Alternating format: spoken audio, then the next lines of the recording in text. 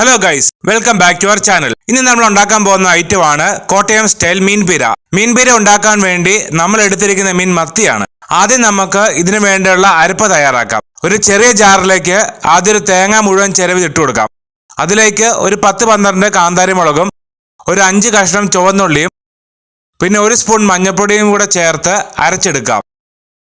മീൻപീരയ്ക്ക് വേണ്ട ചേരുവകൾ: തേങ്ങയുടെ അരപ്പ് നമ്മൾ അരച്ചു വെച്ചിരിക്കുന്നത്, പിന്നെ ഇലിമ്പിക്ക അതൊരു 200 ഗ്രാം, പിന്നെ ഇഞ്ചി, ഉള്ളി എന്നിവ 25 ഗ്രാം എടുത്തിട്ടുണ്ട്, കറിവേപ്പില ഒരു 4 തണ്ട്, പിന്നെ കഴുകി വൃത്തിയാക്കി വെച്ചിരിക്കുന്ന മത്തി ഒരു 1/2 കിലോ ഉണ്ട്, പിന്നെ 1 ഗ്ലാസ് വെള്ളം. ഒരു മൺചട്ടി എടുത്ത് അതിലേക്ക് ആദ്യം തേങ്ങയുടെ അരപ്പ് ഇട്ട് കൊടുക്കുക. അതിലേക്ക് ഇഞ്ചിയും ചേർക്കുക. പിന്നെ അതിലേക്ക് ഉള്ളി അരിഞ്ഞതും ഇട്ട് കൊടുക്കുക. അതിനുശേഷം ഇലിമ്പിക്ക ഇട്ട് കൊടുക്കാവുന്നതാണ്. ഇലിമ്പിക്കയ്ക്ക് പകരം നമുക്ക് മാങ്ങ വേണമെങ്കിലും ഇട്ട് കൊടുക്കാം. പക്ഷേ ടേസ്റ്റ് ഇലിമ്പിക്കയ്ക്കാണ് കൂടുതലുണ്ടാവുക. 1/2 ഗ്ലാസ് വെള്ളവും കൂടെ ജാറിനകത്തോട്ട് ഒഴിച്ച് അത് കഴുകി ഒഴിക്കുക. എന്നിട്ട് നന്നായിട്ടൊന്ന് മിക്സ് ചെയ്യുക.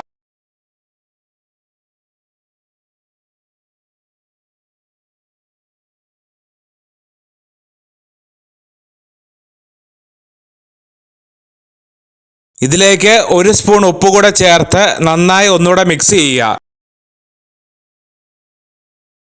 നന്നായി മിക്സ് ആയതിനു ശേഷം ഇതിലേക്ക് നേരത്തെ കഴുകി വൃത്തിയാക്കി വെച്ചിരിക്കുന്ന മത്തിയും കൂടെ ഇട്ട് ഒന്നുകൂടെ നന്നായി മിക്സ് ചെയ്തെടുക്കുക.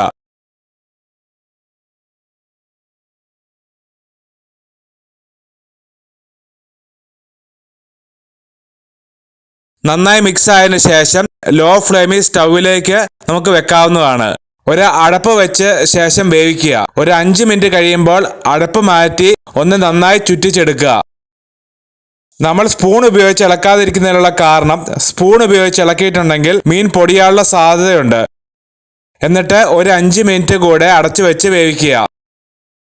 തുറന്നതിന് ശേഷം ഇതിലേക്ക് കുറച്ച് വെളിച്ചെണ്ണയും കറിവേപ്പിലയും കൂടെ ചേർത്ത് നന്നായി ഒന്നുകൂടെ ചുറ്റിച്ചെടുക്കുക. അങ്ങനെ നമ്മുടെ കോട്ടയം സ്റ്റൈൽ മീൻപീര റെഡി ആയിട്ടുണ്ട്. എല്ലാവരും വീട്ടിൽ ഉണ്ടാക്കി നോക്കണം. നല്ല എളുപ്പത്തിലും സിമ്പിളായിട്ടും ഉണ്ടാക്കാൻ പറ്റുന്ന ഒരു ഐറ്റമാണിത്. ഇതുപോലുള്ള വ്യത്യസ്തമായ വീഡിയോകൾ കാണുന്നതിനായി ചാനൽ സബ്സ്ക്രൈബ് ചെയ്തൊന്ന് സപ്പോർട്ട് ചെയ്യുക.